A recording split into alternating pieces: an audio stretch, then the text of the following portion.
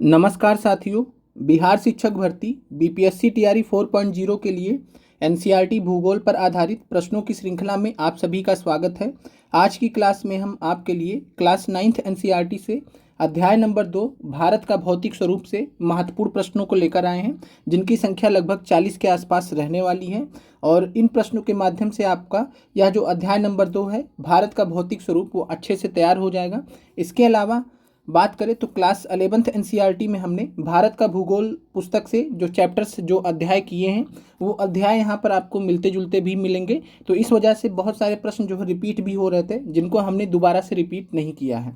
और साथ में आप लोग क्लास 11th एनसीईआरटी से क्लास 9th एनसीईआरटी को मैच करते हुए चलिएगा, क्योंकि बहुत सारी चीज़ें जो हैं क्लास 9th और 11th एनसीईआरटी में सेम दिया गया है।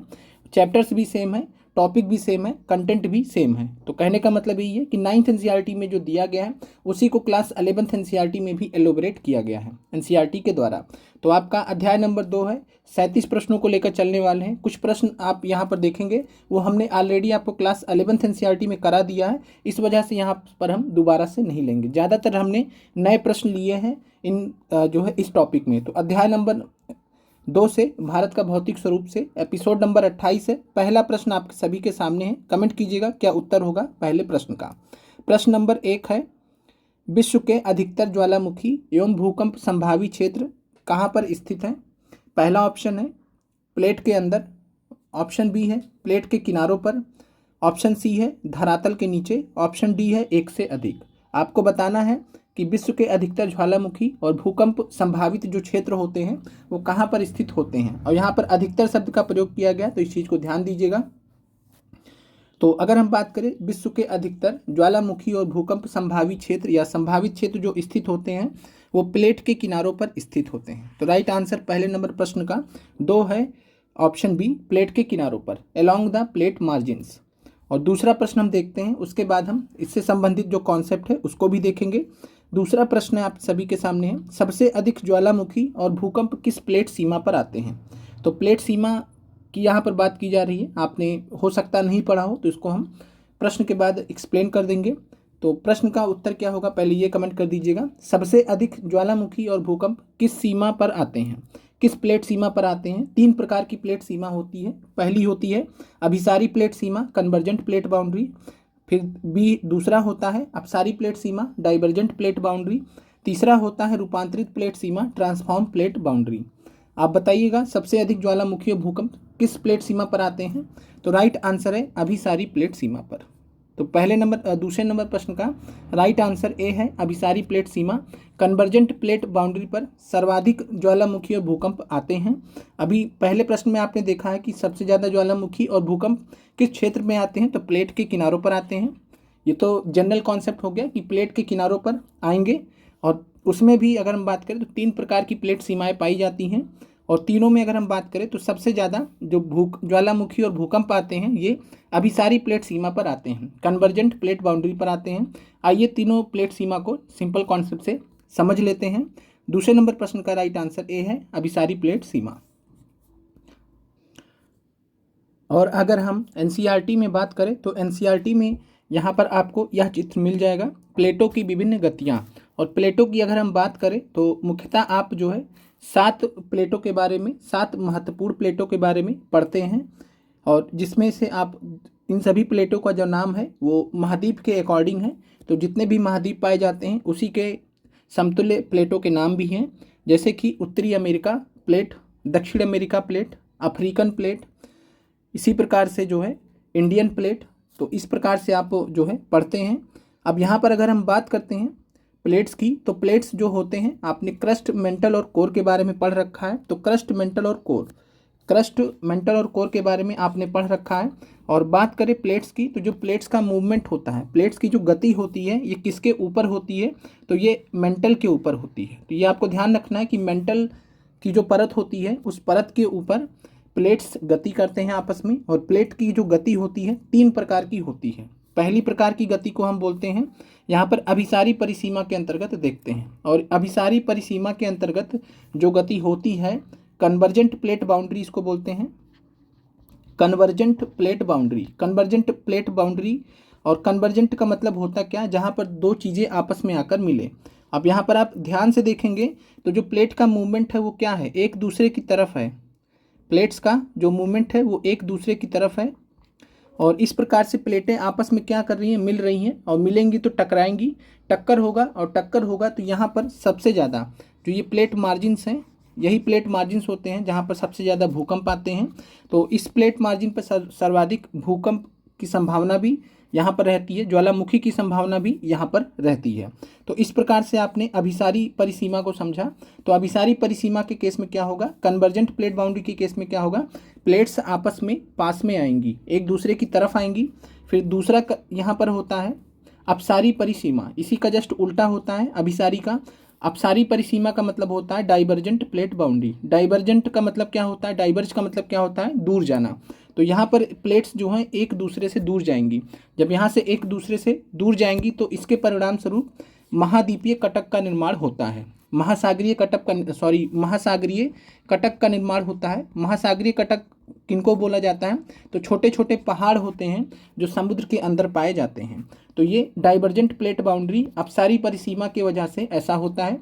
तो अपसारी परिसीमा आपने देखा कि जब प्लेट्स एक दूसरे से दूर जाएंगी। फिर तीसरा केस होता है रूपांतर परिसीमा। रूपांतर परिसीमा ट्रांसफॉर्म प्लेट बाउंड्री। रूपांतर परिसीमा को हम ट्रांसफॉर्म प्लेट बाउंड्री बोलते हैं।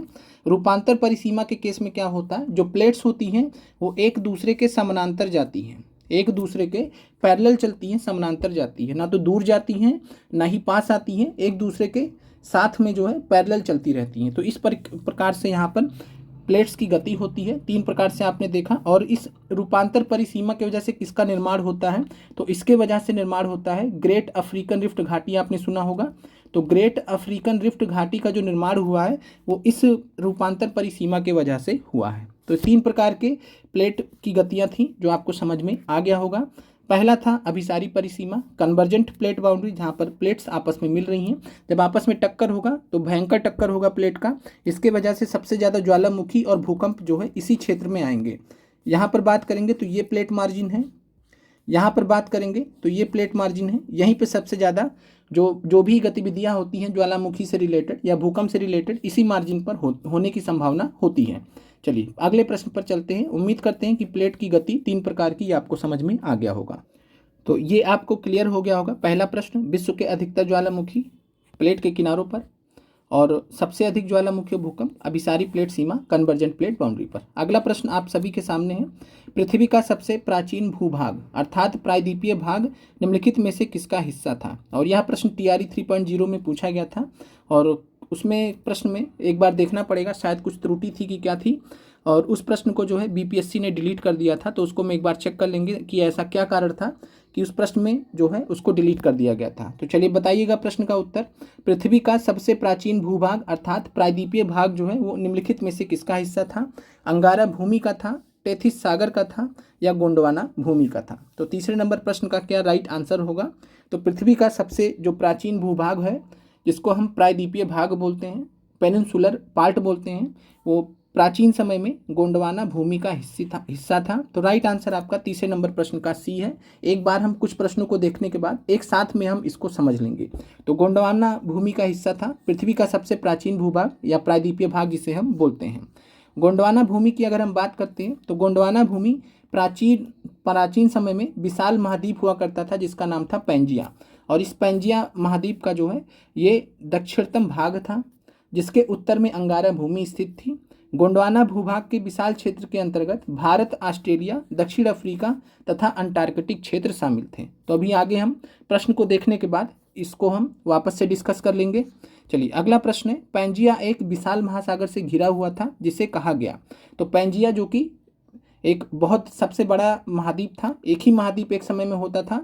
आज आप 7 महाद्वीप देख रहे हैं, कभी एक महाद्वीप होता था और इस पूरे एक महाद्वीप को हम पैंजिया के नाम से जानते थे। तो जो पैंजिया महाद्वीप था एक विशाल महासागर से घिरा हुआ था और उस विशाल महासागर को आपसे पूछा जा रहा है कि उसका नाम क्या था। तो उसका नाम था पैंथालसा। तो याद रखिएगा कि जो सुपर ओशियन था, ये सुपर कॉन्टिनेंट था और ये सुपर ओशियन था। तो पैंथालसा जो है ये विशाल महासागर था जो पैंजिया को घेरे हुआ था। अब हुआ क्या, आप लोग सिंपल में थोड़ा सा समझ लीजिएगा यहाँ पर कि थोड़ा सा जगह देखना पड़ेगा यहाँ पर इस प्रश्न के लिए। चलिए, और यहाँ पर बात करें तो प्राचीन समय में क्या हुआ था, तो पैंजिया नाम का एक जो है एक महाद्वीप था। आज 7 महाद्वीप जो आप देख रहे हैं, ये 7 के सातों महाद्वीप कभी एक समय में जुड़े हुए थे, आपस में जुड़े हुए थे और एक महाद्वीप के रूप में स्थित थे, जिसको हम पैंजिया के नाम से जानते हैं। और इसके चारों तरफ पानी रहा था और जो जल का पूरा एक आवरण था, इसको बहुत बड़ा महासागर था और इस बड़े महासागर को पैंथालसा नाम दिया गया था। इस बड़े महासागर को पैंथालसा नाम दिया गया। समय के साथ में क्या हुआ, पैंजिया 2 भाग में बट गया। समय के साथ में क्या हुआ, पैंजिया 2 भाग में बट गया। तो पहला केस आपने देख लिया। दूसरे स्टेज में क्या हुआ कि पैंजिया 2 भाग में बट गया। अब यहाँ पर क्या हुआ, पैंजिया जो है ये 2 भाग में बट गया और 2 भाग में जब बट गया तो जो उत्तरी भाग था उसको हम अंगारा लैंड के नाम से जानते हैं, अंगारा लैंड या अंगारा भूमि के नाम से। और जो दक्षिणी भाग था उसको हम गोंडवाना भाग के नाम से जानते हैं। दक्षिणी भाग को हम गोंडवाना भूमि के नाम से जानते हैं, गोंडवाना लैंड के नाम से जानते हैं। तो ये आपको समझ में आ गया कि पैंजिया जब 2 हिस्सों में टूटा तो ऊपरी वाला हिस्सा जो उत्तरी भाग था अंगारा भूमि कहा गया और जो निचला वाला पार्ट था दक्षिणी भाग उसे हमने गोंडवाना भूमि कहा। अब गोंडवाना भूमि आपको पकड़ना हो तो सिंपल में आप जो है नीचे का जो हिस्सा है, जैसे कि आप नीचे में देखेंगे तो दक्षिणी गोलार्ध में कौन कौन से महाद्वीप स्थित हैं, तो आप देखेंगे दक्षिणी अमेरिका है, तो दक्षिण अमेरिका आ जाएगा। इसमें अफ्रीका महाद्वीप का काफ़ी हिस्सा है तो अफ्रीका महाद्वीप हो जाएगा। इसके अलावा भारत का जो प्रायद्वीपीय भाग है वो भी गोंडवाना भूमि का भाग था। इसके अलावा ऑस्ट्रेलिया आप देखेंगे तो ये आप आसानी से देख भी सकते हैं। तो जो निचला हिस्सा है आज भी आप मानचित्र में जब देखेंगे तो दक्षिण अमेरिका, अफ्रीका, भारत और ऑस्ट्रेलिया ये सभी किसके पार्ट थे, तो एक समय में ये गोंडवाना भूमि के पार्ट थे। फिर धीरे धीरे क्या हुआ कि ये भी आपस में टूटते गए। आज के डेट में आप 7 महाद्वीपों के रूप में पाते हैं। तो ये आपको समझ में आ गया होगा। तो राइट आंसर आपका यहाँ पर है चौथे नंबर प्रश्न का सी, पैंथालसा। उम्मीद करते हैं कि ये प्रश्न आपको क्लियर हो गया होगा। अगले प्रश्न पर चलते हैं। हिमालय का उत्थान किस समुद्र से हुआ है? आपको बताना है कि हिमालय का जो उत्थान हुआ है वो किस समुद्र के अवशेषों से हुआ है, किस समुद्र के वजह से हुआ है। तो टेथिस सागर है, कोरल सागर है, हिंद महासागर है। तो हिमालय का जो उत्थान है वो जिस सागर से हुआ है उसको हम टेथिस सागर बोलते हैं या टेथिस भू अवनति बोलते हैं। तो टेथिस भू अभिनति बोलते हैं, तो टेथिस भू अभिनीति या टेथिस सागर।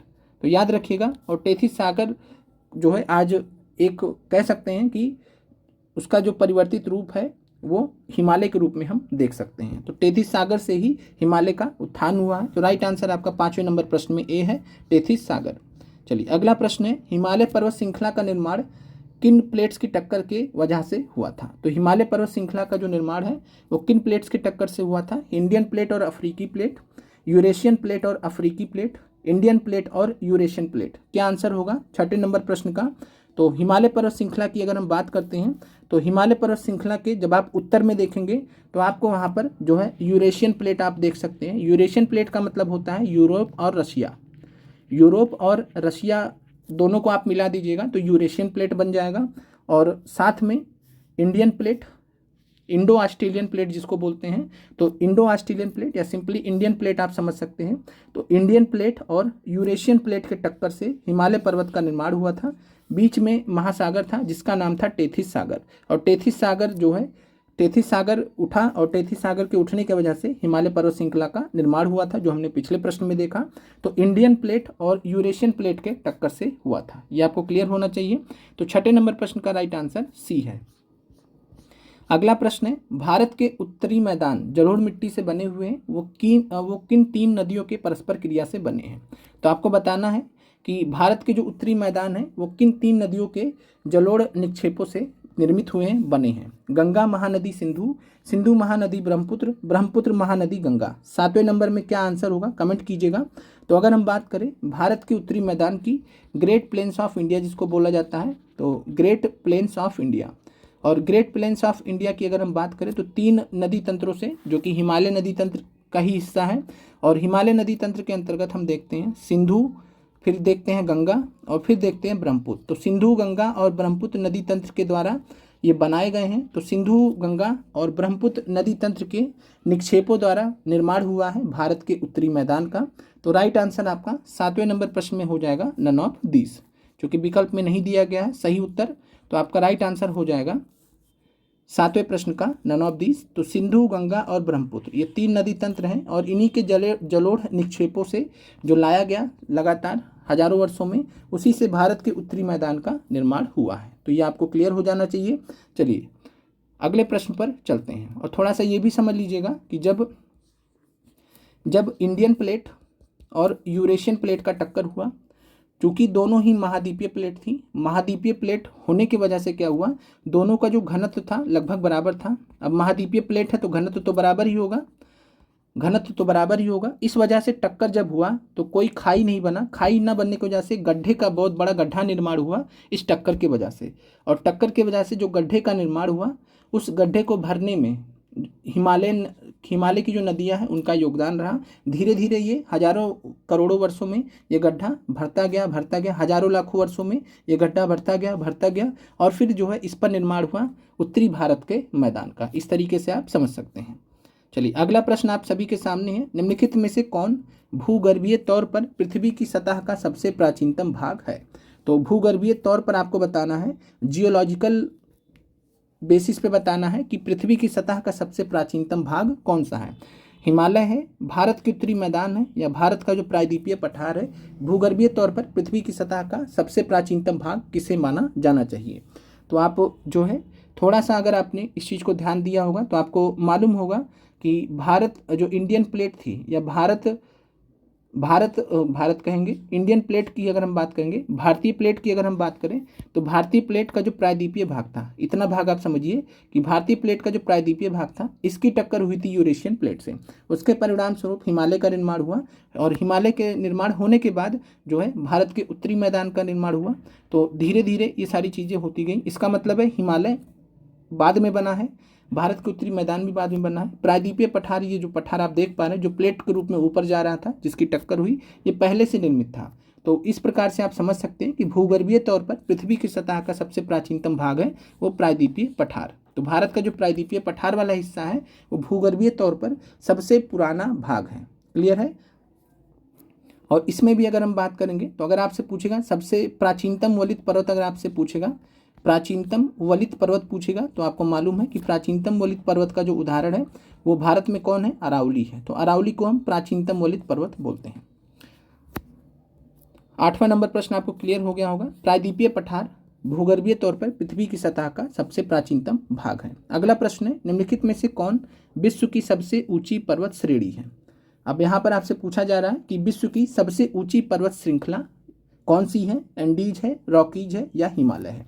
तो अगर हम एंडीज की बात करें तो ये विश्व की सबसे लंबी पर्वत श्रृंखला है।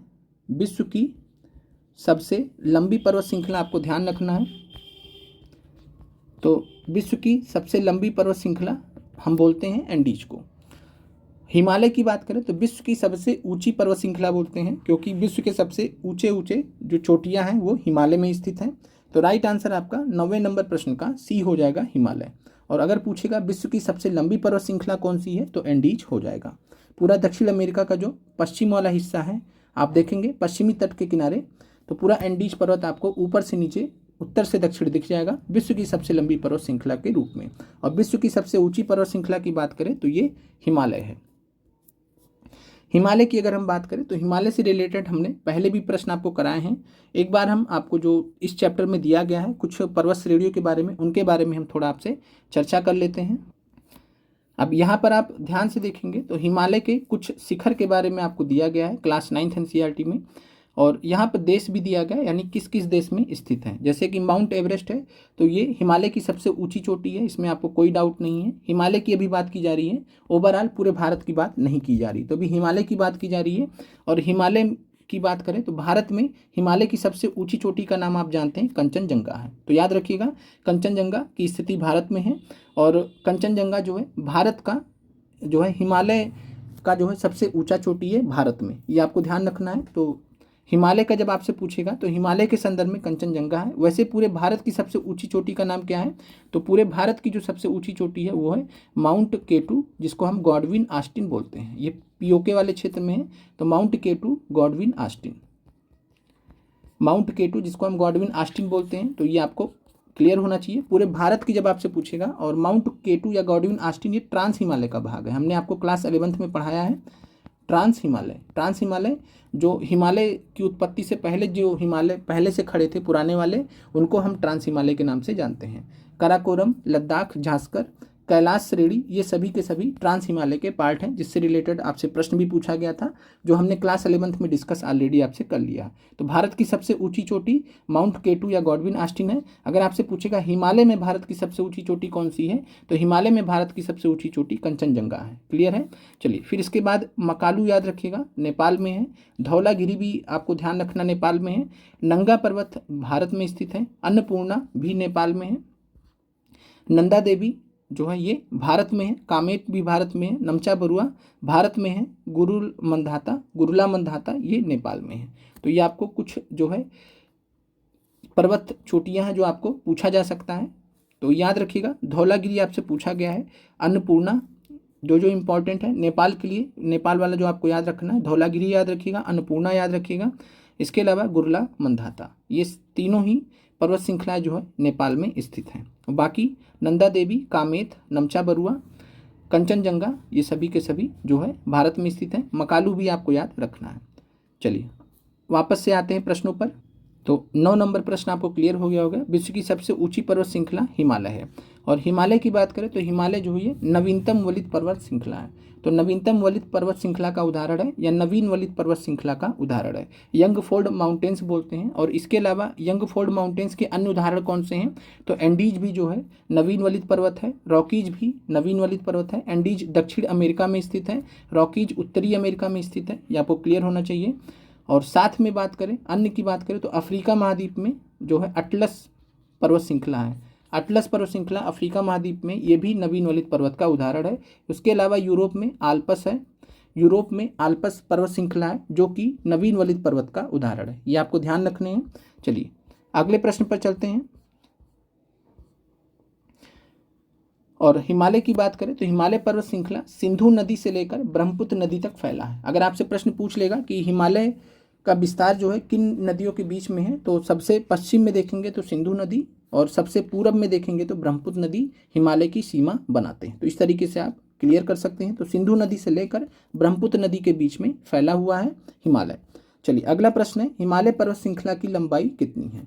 तो आपको हिमालय पर्वत श्रृंखला की लंबाई बतानी है। जो ये लंबाई आप देखते हैं मैप में, तो हिमालय पर्वत श्रृंखला की लंबाई आपको बताना है कितनी है। 2400 किलोमीटर है, 1800 किलोमीटर है, या 2800 किलोमीटर है। तो हिमालय पर्वत श्रृंखला की जो लंबाई है वो 2400 किलोमीटर है। तो याद रखिएगा, महत्वपूर्ण प्रश्न आपको सभी कराए जा रहे हैं। तो इसमें कुछ कहने वाली बात नहीं कि कौन सा आपको याद करना कौन सा नहीं। जितने भी प्रश्न कराए जा रहे हैं आपको अच्छे से तैयार होने चाहिए परीक्षा दृष्टि से।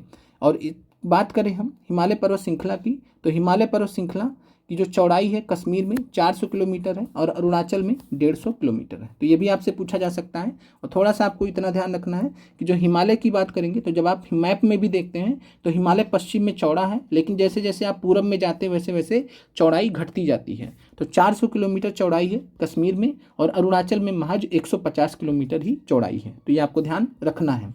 चलिए अगले प्रश्न पे चलते हैं। निम्नलिखित में से किसे दुनिया की छत, रूफ ऑफ द वर्ल्ड के नाम से जाना जाता है। तो निम्नलिखित में से किसे दुनिया की छत, रूफ ऑफ द वर्ल्ड के नाम से जाना जाता है। तो आप सभी ने कहीं जगह पे आपने तिब्बत का पठार भी पढ़ा होगा, सुना होगा। तो यहाँ पर आपको ध्यान रखना ये चीज़ कि जो दुनिया की छत, रूफ ऑफ द वर्ल्ड के रूप में जिसको एक्चुअली में जाना जाता है, असल में जाना जाता है, वो है पामीर ग्रंथि, या पामीर का पठार भी बोलते हैं जिसे। तो पामीर ग्रंथि, पामीर नॉट बोलते हैं। और पामीर ग्रंथि या पामीर का पठार जो है ये दुनिया की छत, रूफ ऑफ द वर्ल्ड के रूप में जाना जाता है। यहाँ से बहुत सारी पर्वत श्रृंखलाओं का जो है विस्तार हुआ है या निकली हुई हैं, जैसे जिनमें से एक है कराकोरम। तो जो कराकोरम आप देखते हैं, तो कराकोरम जो है निकला हुआ वो पामीर ग्रंथि से हुआ। इसके अलावा आप जो है सुलेमान देखते हैं, और अन्य पर्वत श्रृंखलाएं भी हैं जो पामीर ग्रंथि से निकलती हुई प्रतीत होती हैं। तो पामीर ग्रंथि को हम दुनिया की छत कहते हैं। चलिए 11th क्लास में हमने डिटेल में भी डिस्कस किया था इसके बारे में। अगला प्रश्न आप सभी के सामने है, निम्नलिखित में से कौन सा दर्रा लेह की ओर जाता है। तो लेह की ओर जाने वाला दर्रा कौन सा है, सिपकीला दर्रा है, बनिहाल दर्रा है, या जोजिला दर्रा है। तो बात करें कौन सा दर्रा लेह की ओर जाता है, तो उसका नाम है जोजिला दर्रा। राइट आंसर आपका 12 नंबर प्रश्न का सी है। जोजिला दर्रा की बात करें तो कश्मीर में स्थित है और यह श्रीनगर को कारगिल से या लेह से जोड़ता है। तो श्रीनगर को लेह से जोड़ने वाला जो दर्रा है उसका नाम है जोजिला, महत्वपूर्ण है परीक्षा दृष्टि से। अगला प्रश्न है, निम्नलिखित में से कौन सा दर्रा या दर्रे हिमाचल प्रदेश में स्थित है। अब आपको बताना है कि हिमाचल प्रदेश में कौन सा दर्रा या दर्रे स्थित है। ऑप्शन ए है रोहतांग दर्रा, ऑप्शन बी है बारालाचला दर्रा, ऑप्शन सी है सिपकीला दर्रा। तो आपने अगर पढ़ा होगा सतलुज नदी के बारे में, तो सतलुज जो है भारत में किस दर्रे से इंटर करती है, तो सतलुज की बात करें तो सिपकीला से इंटर करती है। तो सिपकीला जो है ये हिमाचल प्रदेश में स्थित है, बारालाचला भी हिमाचल में है, रोहतांग दर्रा भी हिमाचल प्रदेश में है। तो याद रखना है आपको, रोहतांग, बारालाचला और सिपकीला तीनों के तीनों दर्रे हिमाचल प्रदेश में स्थित हैं। राइट आंसर आपका 1 से अधिक है, तो याद रखिएगा। और तो यहाँ पर तीनों ही दर्रे हिमाचल प्रदेश में हैं, रोहतांग, बारालाचला और सिपकीला। 1 से अधिक यहाँ पर आपका राइट आंसर है। अगला प्रश्न आपका है, बोमडिला और बूमला दर्रा किस राज्य में स्थित है। तो बोमडिला और बूमला दर्रा आपसे पूछा जा रहा है किस राज्य में स्थित है, अरुणाचल प्रदेश में है, सिक्किम में है या हिमाचल प्रदेश में है। तो बोमडिला या बूमला मिलते जुलते नाम है, तो इसलिए हमने दोनों साथ में रख दिए हैं। मेनली आपसे बोमडिला पूछा जाता है। तो बोमडिला दर्रा या बूमला दर्रा अरुणाचल प्रदेश में स्थित है, महत्वपूर्ण दर्रे हैं ये, याद रखिएगा परीक्षा दृष्टि से। चलिए सिक्किम की बात करें तो सिक्किम में 2 दर्रे हैं जो आपको परीक्षा दृष्टि से याद रखने हैं। कौन कौन से दर्रे हैं, तो ये हैं, सिक्किम की बात करें तो नाथुला और जेलेपला दर्रा। तो सिक्किम में 2 दर्रे बहुत महत्वपूर्ण है, नाथुला दर्रा बहुत बार पूछा गया, जेलेपला दर्रा। और ला का मतलब ही यहाँ पर दर्रा होता है, ला का मतलब ही पास होता है, तो पास या दर्रा ला शब्द के लिए प्रयोग किया जाता है। तो नाथुला और जेलेपला ये सिक्किम में स्थित महत्वपूर्ण दर्रे हैं। अगले प्रश्न पर चलते हैं, गारो खासी जयंतिया पहाड़ियाँ किस राज्य में स्थित है, ये आपको बताना है। 15 नंबर प्रश्न में क्या उत्तर होगा। गारो खासी जयंतिया जो पहाड़ियाँ हैं किस राज्य में स्थित है, तो ये आप सभी को मालूम है, आसान प्रश्न आपके लिए, मेघालय में स्थित है। तो राइट आंसर 15 नंबर प्रश्न का आपका बी हो जाएगा, मेघालय। और गारो खासी जयंतिया की बात करें तो पश्चिम से पूर्व की तरफ जो क्रम है वो यही है, गारो, खासी और जयंतिया। तो इस तरीके से आपको ध्यान रखना है। और साथ में मेघालय की सबसे ऊंची चोटी का नाम क्या है, तो ये भी आप कमेंट कर दीजिएगा। तो मेघालय की सबसे ऊंची चोटी का अगर हम बात करें तो इसका नाम है शिलांग चोटी। तो याद रखिएगा, शिलांग चोटी मेघालय की सबसे ऊंची चोटी है। और गारो में ही बात करेंगे तो नोकरेक चोटी कहाँ पर स्थित है, तो वो गारो में स्थित है। नोकरेक बायोस्फीयर रिजर्व भी स्थित है गारो में। तो नोकरेक बायोस्फीयर रिजर्व में ही नोकरेक चोटी स्थित है जो कि मेघालय में है। और शिलांग ओवरऑल पूरे मेघालय की सबसे ऊंची चोटी है।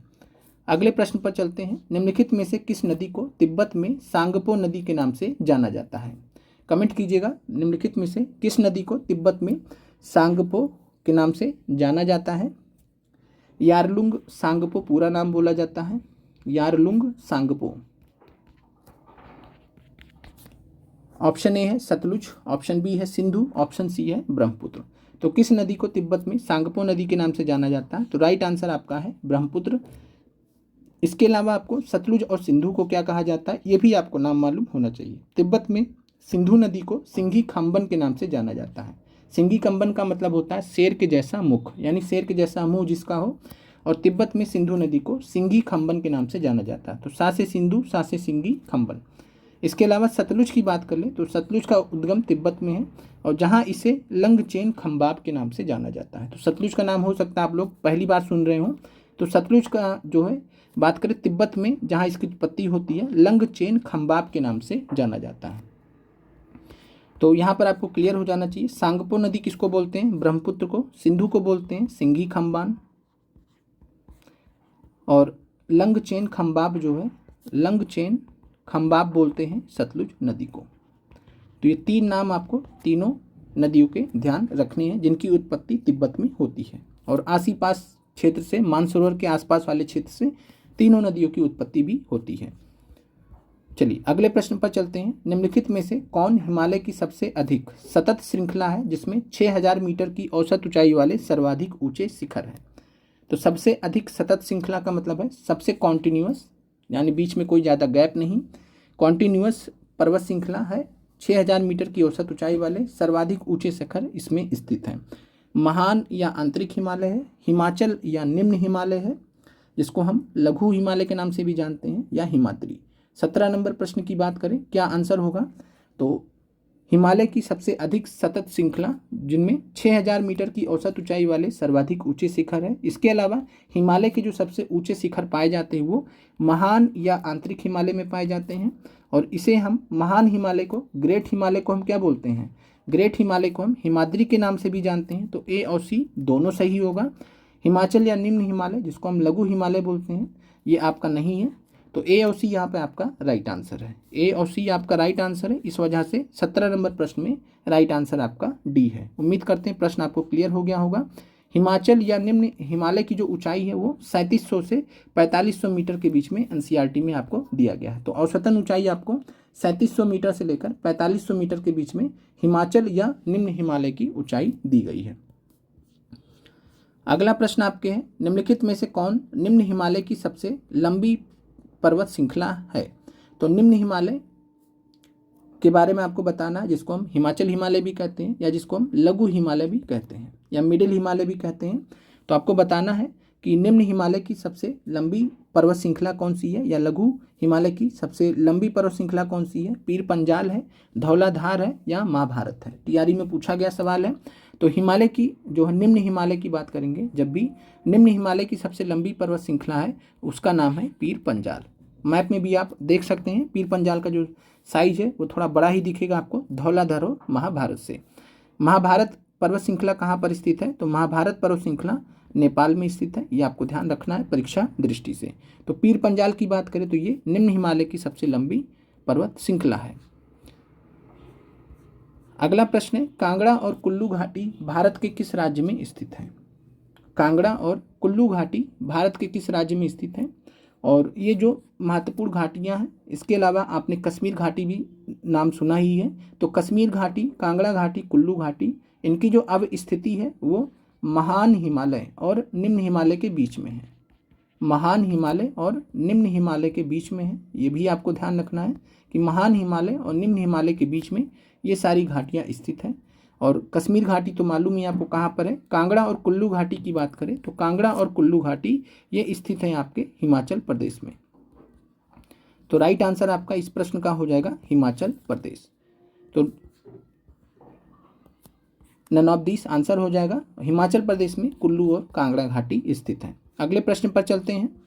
शिवालिक के संदर्भ में आपको बताना है कौन सा कथन सही है। शिवालिक के संदर्भ में कौन सा कथन सही है? हिमालय का सबसे बाहरी श्रृंखला को हम शिवालिक कहते हैं। इनकी चौड़ाई 10 से 50 किलोमीटर है और इनकी ऊंचाई 900 से 1100 मीटर के बीच में है। ये आपको बताना है कि यहाँ पर कौन से जो है शिवालिक के संदर्भ में कौन सा कथन सही है। तो हिमालय की जो सबसे बाहरी श्रृंखला है, ये तो पहली वाली श्रृंखला जो है जिसको हम महान हिमालय कहते हैं उसको हम आंतरिक श्रृंखला बोलते हैं। फिर बीच वाली श्रृंखला है और फिर सबसे बाहरी वाली श्रृंखला है, और सबसे बाहरी श्रृंखला को हम शिवालिक बोलते हैं। क्लियर है? और इनकी जो है आउटर हिमालयास बोलते हैं हिंदी में, इंग्लिश में। चौड़ाई की बात करें तो चौड़ाई 10 से 50 किलोमीटर के बीच में, ऊंचाई 900 से 1100 मीटर के बीच में, ज़्यादा नहीं है। और यही शिवालिक की बात करें तो ये आपको शिवालिक कहाँ पर मिल जाते हैं? बिहार में। तो बिहार में पश्चिमी चंपारण में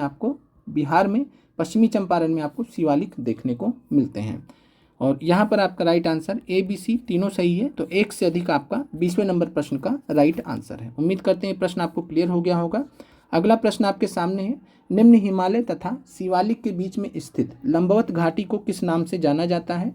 और ये भी प्रश्न आपका टीआरई में पूछा गया है। निम्न हिमालय तथा शिवालिक के बीच में, तो निम्न हिमालय और शिवालिक के बीच में, ये निम्न हिमालय हो गया, ये शिवालिक हो गया, और इनके बीच में जो लंबवत घाटी पाई जाती है उसे हम दून के नाम से जानते हैं। फेमस दून, आपने देहरादून नाम सुना होगा।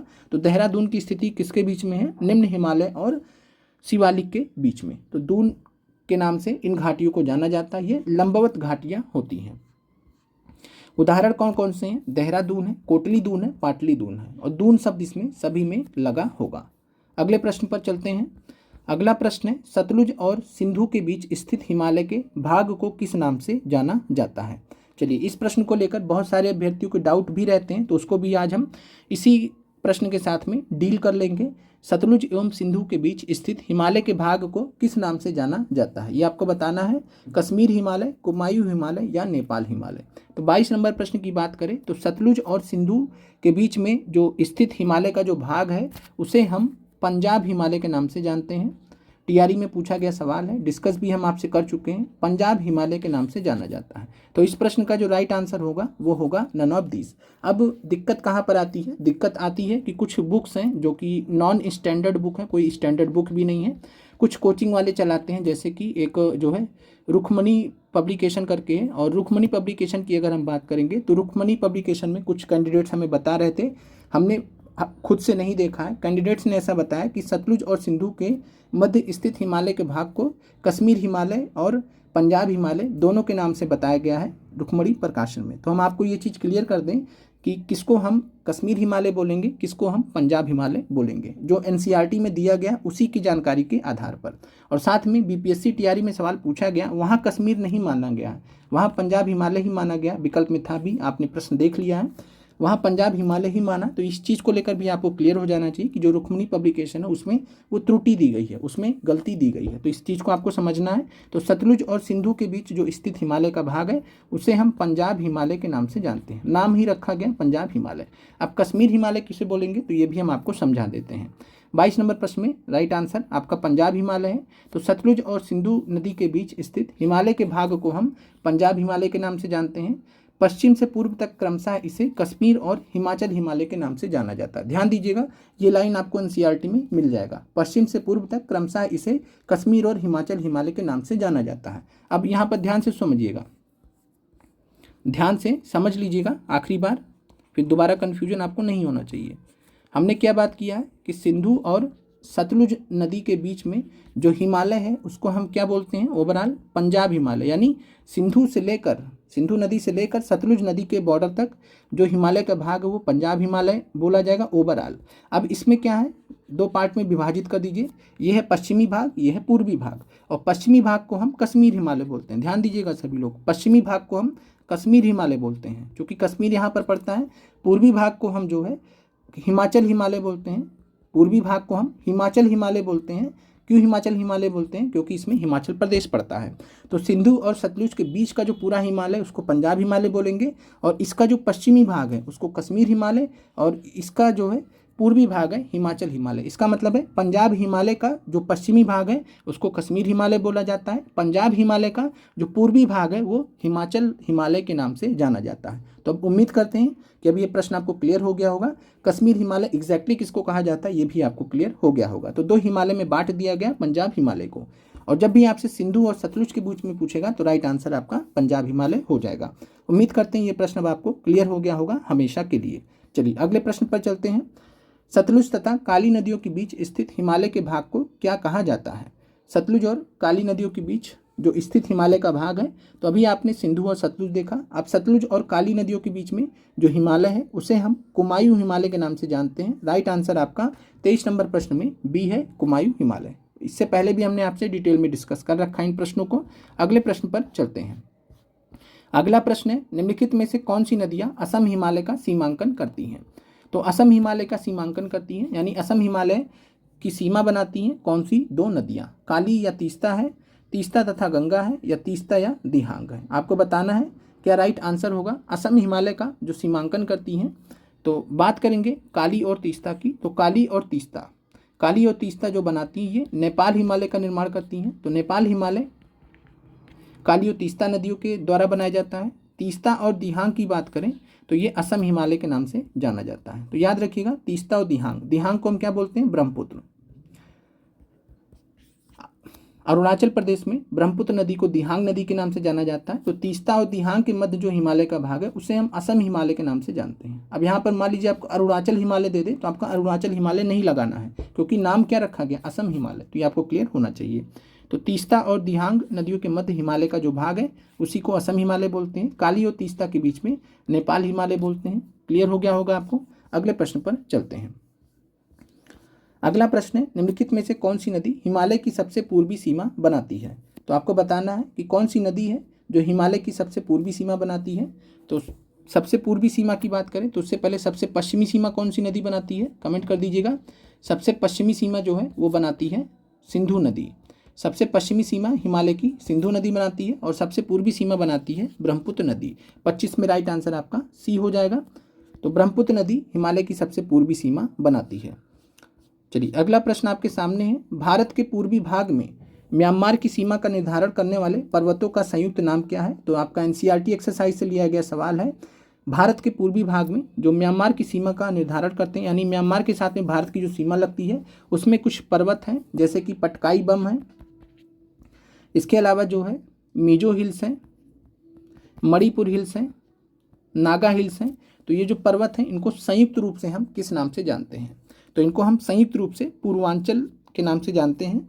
तो पूर्वांचल पहाड़ियों के नाम से इनको जाना जाता है। तो याद रखिएगा पूर्वांचल पहाड़ियाँ किनके लिए प्रयोग किया जाता है, पटकाई बम, नागा पहाड़ियाँ, मिजो पहाड़ियाँ और मणिपुर हिल्स के लिए। और ये क्या करती हैं, म्यांमार के साथ में सीमा बनाती हैं। तो म्यांमार के साथ में सीमा बनाने वाले जो है पहाड़ियाँ हैं उनको हम संयुक्त रूप से एक साथ हम पूर्वांचल की पहाड़ियाँ बोलते हैं। तो 26 नंबर प्रश्न का राइट आंसर आपका सी है। और हम बात करें दिहांग महाखड्ड की, तो दिहांग यानी कि ब्रह्मपुत्र नदी के द्वारा जो महाखड्ड बनाया जाता है, गॉर्ज बनाया जाता है। और गॉर्ज बनता कैसे है, तो प्राचीन समय से क्या हुआ, जब हिमालय की उत्पत्ति हो रही थी तो ब्रह्मपुत्र अपने जो है एक डायरेक्शन से बह रही थी। और जो पुरानी नदियां होती हैं सामान्यतः अपना स्थान नहीं चेंज करती हैं, अपनी दिशा नहीं चेंज करती हैं। पहाड़ बन रहा है तो बनने दो, ये काटती रहेंगी, लगातार काटती रहेंगी, काटती रहेंगी, काटती रहेंगी, और ये प्रक्रिया सतत रूप से चलती रहती है। रास्ता जब नदियां नहीं बदलती हैं तो रास्ता नहीं बदलने की वजह से जो है पहाड़ कट जाता है बीच से, और पहाड़ जब बीच से कट जाता है तो ये महाखड्ड गॉर्ज का निर्माण होता है। तो ये आपको समझना है। और दिहांग महाखड्ड जो है ये किस नदी के द्वारा बनाया जाता है, तो दिहांग महाखड्ड ये ब्रह्मपुत्र नदी के द्वारा बनाया गया महाखड्ड है या गॉर्ज है।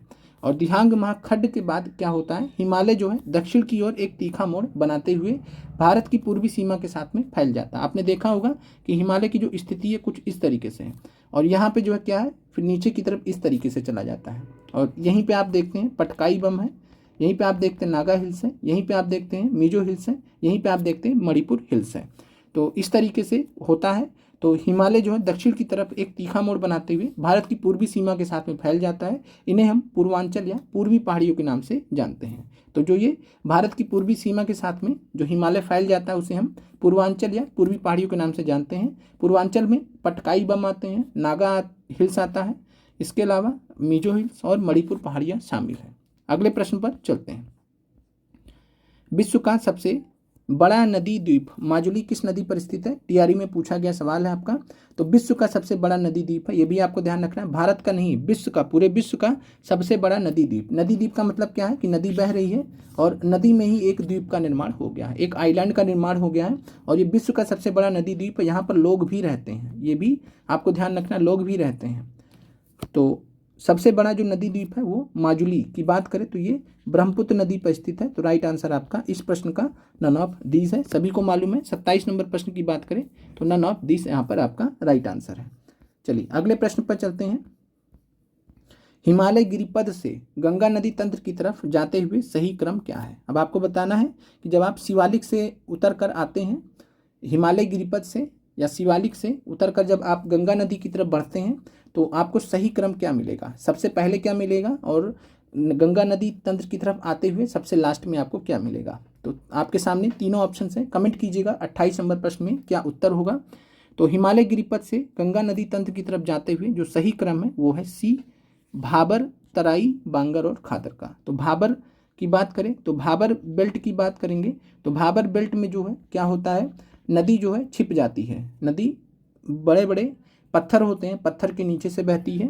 तराई में नदी फिर से दिखने लगती है, तराई क्षेत्र में। उसके बाद पुराना जलोढ़ वाला क्षेत्र आता है जिसे हम बांगर कहते हैं। फिर उसके बाद नवीन जलोढ़ क्षेत्र आता है जिसे हम खादर कहते हैं। तो खादर जो जलोढ़ होता है नवीन जलोढ़ होता है और इसका निर्माण हर साल नदियों के द्वारा किया जाता है। तो नदी के सबसे पास में खादर होता है, फिर उससे दूर बांगर होता है, फिर उससे ऊपर तराई आएगा, फिर सबसे ऊपर भाबर। तो भाबर, तराई, बांगर, खादर ये आपका सही क्रम रहता है जब हम हिमालय गिरिपथ से गंगा नदी तंत्र की तरफ जाते हैं। क्लियर हो गया होगा। और बांगर को हम पुराना जलोढ़ बोलते हैं और खादर को हम नवीन जलोढ़ बोलते हैं, जो हर साल नदियों के द्वारा जो बाढ़ लाया जाता है उसी के द्वारा नवीन जलोढ़ का निर्माण होता है। अगला प्रश्न है, निम्नलिखित में से कौन सा पठार केंद्रीय उच्च भूमि सेंट्रल हाईलैंड्स का भाग है। तो केंद्रीय उच्च भूमि यहाँ से पूछा जा रहा है। और केंद्रीय उच्च भूमि की अगर हम बात करें तो केंद्रीय उच्च भूमि एक तरफ अरावली पर्वत श्रृंखला, दूसरी तरफ विंध्य पर्वत श्रृंखला, तीसरी तरफ जो है छोटा नागपुर पठार। तो छोटा नागपुर पठार ये पूरा जो क्षेत्र है इसी को हम केंद्रीय उच्च भूमि के नाम से जानते हैं। और केंद्रीय उच्च भूमि के अंतर्गत आप देखेंगे तो मालवा का पठार आपको यहाँ पर दिख जाएगा। तो राइट आंसर आपका 29 नंबर प्रश्न में ए है, मालवा पठार। दक्कन पठार की बात करें तो दक्कन पठार अलग है, दक्षिणी पठार है दक्कन पठार। तो दक्षिणी पठार जब आपसे पूछे तब आपको दक्कन पठार देखना है। केंद्रीय उच्च भूमि सेंट्रल हाईलैंड्स में मालवा पठार आता है। और यहाँ पर आप जो है ध्यान से देख लीजिए, मालवा पठार के बारे में भी दिया गया है। और ये पूरा जो क्षेत्र है, ये जो आप पूरा क्षेत्र देख रहे हैं इसी को हम केंद्रीय उच्च भूमि कहते हैं, केंद्रीय उच्च भूमि कहते हैं। और इधर से विंध्य श्रेणी तक रहता है ये। और इधर की बात करेंगे तो इसका एक एक्सटेंशन है जिसको हम छोटा नागपुर पठार बोलते हैं। तो केंद्रीय उच्च भूमि का जो मेन हिस्सा है वो है मालवा पठार, जैसा कि आप यहाँ पर देख पा रहे हैं। और बात करेंगे दक्कन पठार की। दक्कन पठार जो है ये सतपुड़ा नदी के दक्षिण में स्थित है, तो ये आपको अलग हो जाता है पूरी तरीके से। चलिए वापस से प्रश्न पर आते हैं। तो 29 नंबर प्रश्न की बात करें, मालवा पठार आपका राइट आंसर हो जाएगा। चलिए अगला प्रश्न है, निम्नलिखित में से कौन पूर्वी घाट की सबसे ऊंची चोटी है। ये प्रश्न हमने आपको क्लास 11th एनसीईआरटी में भी कराया, लेकिन यहाँ पर आप इस चीज़ को सही कर लीजिए। सेम प्रश्न आपका पूछा गया था इस बार बीपीएससी टीआरई 3.0 री एग्ज़ाम में। बीपीएससी टीआरई 3.0 री एग्ज़ाम में जो है ये सवाल पूछा गया था। और जब ये सवाल पूछा गया तो विकल्प कुछ ऐसा दिया गया था। पहले ऑप्शन बीपीएससी ने महेंद्रगिरी माना, उसके बाद अभ्यर्थियों ने ऑब्जेक्शन किया और ऑब्जेक्शन करने के बाद बीपीएससी ने इस प्रश्न का right answer none of this माना। और नन ऑफ दिस मानने के साथ में बीपीएससी ने एक्सप्लेनेशन दिया कि पूर्वी घाट की जो सबसे ऊंची चोटी है उसका नाम है जिंदा गाड़ा। तो जिंदा गाड़ा पूर्वी घाट की सबसे ऊंची चोटी है। बाकायदा पूरे बीपीएससी के उस प्रश्न के एक्सप्लेनेशन में दिया भी गया, किसी दिन हम शॉर्ट्स बनाकर आपको दे भी देंगे तो आप उससे भी देख लीजिएगा। तो जिंदा गाड़ा पूर्वी घाट की सबसे ऊंची चोटी माननी है, महेंद्रगिरी अब आपको नहीं मानना है। एनसीईआरटी में दिया गया अच्छी बात है, लेकिन बीपीएससी ने इसको अब नकार दिया है। तो अगर दोबारा से प्रश्न पूछता है कि पूर्वी घाट की सबसे ऊंची चोटी कौन सी है, तब आपको क्या मानना है, जिंदा गाड़ा ही मानना है। क्लियर हो जाना चाहिए। 11th क्लास में हमने आपको महेंद्रगिरी बताया था, तो ये चीज़ आप ध्यान रखिएगा। और एक टेस्ट लिया था शायद, उसमें हमने महेंद्रगिरी माना था, तो उसको भी आप सही कर लीजिएगा। जिंदा गाड़ा जो है पूर्वी घाट की सबसे ऊंची चोटी आपको मानना है एज पर बीपीएससी। देखिए एनसीईआरटी सबसे सुप्रीम है, लेकिन अगर कोई प्रश्न बीपीएससी ने पूछ लिया हो और बीपीएससी ने उस फाइनल आंसर में अगर जिंदा गाड़ा मान लिया, तब मान के चलिए कि अब एनसीईआरटी से भी आगे आपको जिंदा गाड़ा मानना है। टीआरई 3.0 में री एग्जाम में पूछा गया सवाल है। अगला प्रश्न है, मेघालय कार्बी एंगलोंग पठार और उत्तर कचार पहाड़ियाँ निम्नलिखित में से किसका विस्तार है। तो ये भी प्रश्न हमने 11th क्लास में डिटेल में डिस्कस किया था कि जो भारत का प्रायद्वीपीय पठार है, भारत का जो प्रायद्वीपीय पठार है वो उत्तर पूर्व में भी स्थित है, जो कि मेघालय कार्बी एंगलोंग और उत्तर कचार पहाड़ियों के नाम से जाना जाता है। तो प्रायद्वीपीय पठार यहाँ पर आपका राइट आंसर है। ये प्रश्न हमने 11th क्लास में भी डिस्कस किया था। तो जो भारत का प्रायद्वीपीय पठार है उसका कुछ हिस्सा जो है मेघालय पठार भी आता है, कार्बी एंगलोंग और उत्तर कचार पहाड़ियाँ भी आता है। तो प्रायद्वीपीय पठार का ये सभी के सभी इस हिस्सा हैं। चलिए अगले प्रश्न पर चलते हैं। थाल घाट, भोर घाट और पाल घाट दर्रे कहाँ पर स्थित हैं। ये सभी दर्रे आपको मालूम होने चाहिए। टीआरई में पाल घाट दर्रा पूछा गया है, तो टीआरई नहीं कहेंगे, शायद हेडमास्टर हेड टीचर का पेपर हमने कराया था, वहाँ पर आपको पाल घाट दर्रा पूछा गया था। तो थाल घाट, बोर घाट और पाल घाट ये क्या है। पहली बात तो ये दर्रे हैं। दर्रे जैसे हमने हिमालय में दर्रे देखे हैं, तो वैसे ही थाल घाट, भोर घाट और पाल घाट, ये जो तीनों दर्रे हैं ये पश्चिमी घाट में स्थित हैं। पश्चिमी घाट जो है ये सतत श्रृंखला है, ये आपको ध्यान रखना है कि सतत रूप से स्थित है। पूर्वी घाट सतत नहीं है, बीच बीच में अपर्दित है नदियों के द्वारा। और पश्चिमी घाट जो है कॉन्टिन्यूस चलता है। कॉन्टिन्यूस चलने की वजह से क्या होता है, पहाड़ के बीच से रास्ता कैसे बनेगा, तो पहाड़ के बीच से जो रास्ता बनता है वो दर्रों के माध्यम से बनता है। थाल घाट सबसे ऊपर पड़ता है, फिर भोर घाट पड़ता है और सबसे नीचे पड़ता है पाल घाट। इस तरीके से आपको ध्यान रखना है, यानी ये दर्रे हैं, इन्हीं के माध्यम से हम पश्चिमी घाट को क्रॉस कर सकते हैं। चलिए एक एक करके देख लेते हैं सभी को। थाल घाट की बात करते हैं, तो थाल घाट किसको किसको जोड़ता है, मुंबई को नासिक से, क्लियर होना चाहिए आपको। भोर घाट किसे जोड़ता है, मुंबई को पुणे से, तो ये आपको ध्यान रखना। थाल घाट मुंबई को नासिक से जोड़ेगा। भोर घाट मुंबई को पुणे से जोड़ेगा। पाल घाट जो है ये केरल को तमिलनाडु से जोड़ेगा, या तो फिर पलक्कड़ को कोयम्बटूर से। तो पलक्कड़ केरल में स्थित है, कोयम्बटूर तमिलनाडु में स्थित है। पलक्कड़ को कोयम्बटूर से या केरल को तमिलनाडु से जोड़ने वाला जो दर्रा है उसे हम पाल घाट के नाम से जानते हैं। तो तीनों दर्रे आपको याद होने चाहिए। अगले प्रश्न पर चलते हैं। पूर्वी घाट की सबसे जो औसत ऊंचाई कितनी है? पूर्वी घाट की औसत ऊंचाई आपसे यहाँ पर पूछा जा रहा है। 500 किलोमीटर, 600 किलोमीटर या 800 किलोमीटर। तो पूर्वी घाट की जो औसत ऊंचाई है वो 600 किलोमीटर है। तो राइट आंसर आपका 33 नंबर प्रश्न में बी है, 600 किलोमीटर। अगला प्रश्न आपका है, निम्नलिखित में से कौन सी भारतीय मरुस्थल की सबसे बड़ी नदी है? तो भारतीय मरुस्थल जो इंडियन डिजर्ट वाला हिस्सा है वहाँ पर सबसे बड़ी नदी कौन सी है?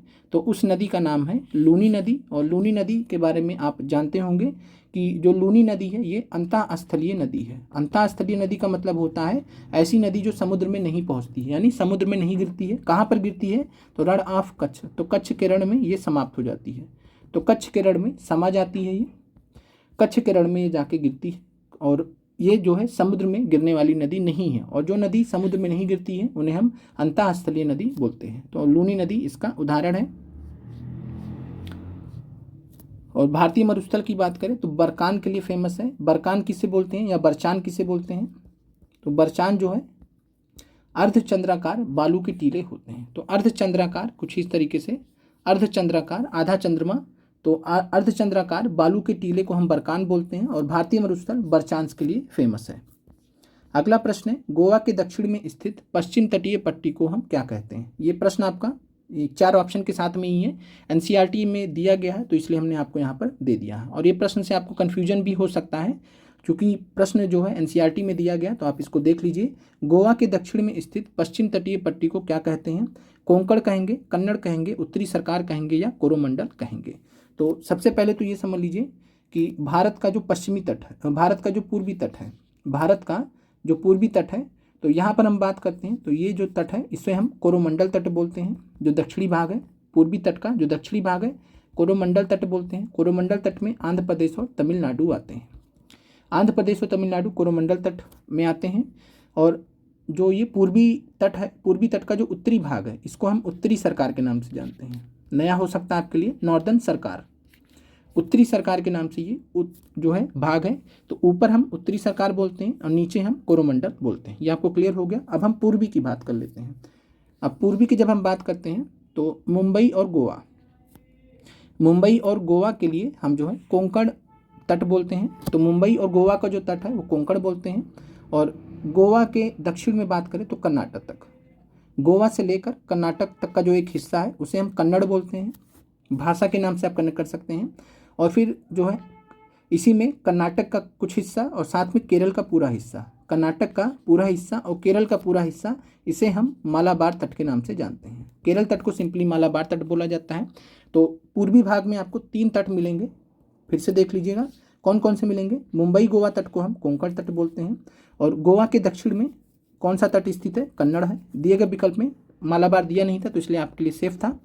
तो कन्नड़ जो है बात करेंगे तो ये आधा कर्नाटक को ले जाता है लगभग, और फिर आधा कर्नाटक और ये पूरा केरल। तो आधा कर्नाटक और पूरा केरल, तो याद रखिएगा आधा कर्नाटक और पूरा केरल, या दक्षिणी कर्नाटक कह सकते हैं। तो दक्षिणी कर्नाटक और केरल ये आपका मालाबार तट का निर्माण करता है, और केरल का पूरा तट जो है मालाबार तट के अंतर्गत आता है। तो ये 3 प्रकार का क्लियर हो गया होगा। तो गोवा के दक्षिण में स्थित पट्टी को क्या बोलेंगे? कन्नड़ पट्टी बोलेंगे, कन्नड़ तट बोलेंगे इस प्रश्न के अकॉर्डिंग। पश्चिम तटीय मैदान को हम कोंकण के नाम से जानते हैं, मुंबई गोवा वाले क्षेत्र में। मध्य भाग को हम कन्नड़ मैदान, गोवा के दक्षिण में। और इसके अलावा बात करें तो दक्षिणी भाग को हम मालाबार बोलते हैं, मध्य कर्नाटक और केरल इसमें आते हैं। बाकी आपको उत्तरी सरकार और कोरोमंडल तट हमने क्लियर कर दिया है। अगला प्रश्न आपका, भारत का एकमात्र सक्रिय ज्वालामुखी कहाँ पर स्थित है? तो एनसीईआरटी में दिया गया है, यूपीएससी तक में सवाल आपसे पूछा गया है। तो भारत का एकमात्र सक्रिय ज्वालामुखी, भारत में एक ही सक्रिय ज्वालामुखी है और उसका नाम है बैरन, और वो कहाँ पर स्थित है? बैरन द्वीप पर। बैरन द्वीप अंडमान निकोबार के अंतर्गत आता है, और उसमें भी अंडमान के अंतर्गत आता है। अंडमान के पूरब में स्थित है, और बैरन द्वीप ज्वालामुखी के लिए फेमस है, और बैरन द्वीप आइलैंड के नाम से जाना जाता है। और ये पूरा का पूरा आइलैंड जो है ये ज्वालामुखी आइलैंड है। सक्रिय ज्वालामुखी भारत का है। तो भारत का जो सक्रिय ज्वालामुखी है वो है बैरन द्वीप पर स्थित है, ये आपको ध्यान रखना है। नाम भी इसका बैरन ज्वालामुखी कह लीजिए या बैरन द्वीप पर स्थित है, ऐसे समझ लीजिए। और नारकोंडम द्वीप की बात करें तो ये सुषुप्त ज्वालामुखी है। सुषुप्त का मतलब होता है इनएक्टिव हो गया, शांत ज्वालामुखी है, अब इसमें कुछ भी सक्रियता नहीं है। तो नारकोंडम सुषुप्त हो चुका है, अंडमान निकोबार वाले क्षेत्र में ही, अंडमान के ऊपर स्थित है, बैरन द्वीप के ऊपर स्थित है। तो ये आपको ध्यान रखना है। तो बैरन द्वीप जो है भारत का एकमात्र सक्रिय ज्वालामुखी है। चलिए आखिरी प्रश्न आज का है, भारत की सबसे लंबी झील का नाम क्या है? ये भी आपका टीआरई में पूछा गया सवाल है। तो भारत की सबसे लंबी झील की बात करें तो भारत में सबसे लंबी झील केरल राज्य में स्थित है, जिसका नाम है वेम्बनाड झील। तो वेम्बनाड झील भारत की सबसे लंबी झील है। पैंगोंग झील की बात करें तो लंबी तो बहुत है, लेकिन ये चीन में भी स्थित है, चीन में भी स्थित है। तो इस वजह से भारत और चीन दोनों में स्थित है पैंगोंग झील। तो यहाँ पर राइट आंसर आपका भारत में सबसे लंबी झील वेम्बनाड झील है, ये आपको ध्यान रखना है। और भारत की जो खारे पानी की सबसे जो है बड़ी झील आपने पिछले बार देखा था कौन सी थी, तो चिल्का जो है भारत में खारे पानी की सबसे बड़ी झील थी, ये भी आपने देखा था। और सबसे लंबी झील अगर आपसे पूछेगा तो वेम्बनाड झील हो जाएगा। चलिए आज के प्रश्न यहाँ पर समाप्त होते हैं। और पुलिकट के बारे में देख लीजिए। पुलिकट झील आपसे पूछा जा सकता है, आंध्र प्रदेश और तमिलनाडु के तट पर स्थित है, कोरोमंडल तट पर स्थित है, खारे पानी का एक लेगून है। कोलेरू झील की बात करें तो ये पूरा का पूरा आंध्र प्रदेश में स्थित है। कमेंट कर दीजिएगा कितने प्रश्न आपके सही हुए, प्रश्न आपको कैसे लगे। बाकी ये हमने आपको दे दिया है, तो आप इसको देखना होगा, मैप देख लीजिएगा, इसमें आपका पूरा डिस्कस किया गया। एक बार मैप का अध्ययन बहुत जरूरी है आप सभी के लिए। कुछ प्रश्न आपके पहले भी हो चुके हैं, तो दोबारा हमने उन्हें नहीं कराया। आप लोग का देखने के लिए धन्यवाद, और प्रयास करेंगे कि आज शाम में आपको एनसीईआरटी साइंस का एमसीक्यू क्लास दे पाए।